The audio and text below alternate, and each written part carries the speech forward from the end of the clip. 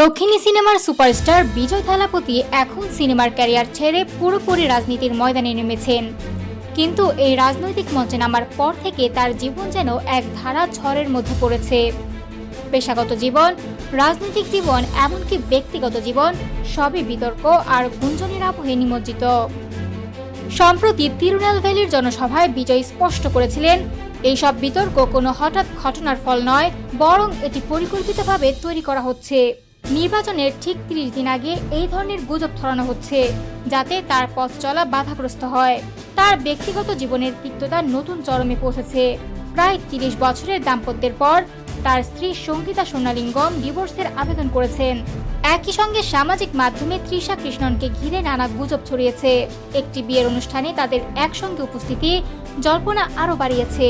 যদিও এই বিষয়ে বিজয় সরাসরি কিছু বলেননি, কিন্তু তার বক্তব্য স্পষ্ট, সবই পরিকল্পিতভাবে ঘটানো হচ্ছে। পেশাগত জীবনেও বাধার মুখে আছেন তিনি। নতুন সিনেমা জন নায়াগান এখনো মুক্তি পায়নি। সেন্সর বোর্ডের অনুমোদন দেরি হওয়াকে তিনি সন্দেহজনক মনে করছেন। এর পাশাপাশি জনগণের সঙ্গে তার সরাসরি সংযোগও বাধাগ্রস্ত করার চেষ্টা হয়েছে। বিজয় থালাপতি নিশ্চিত করেছেন, এসব চাপের মধ্যেও তার পাশে সাধারণ মানুষ রয়েছেন।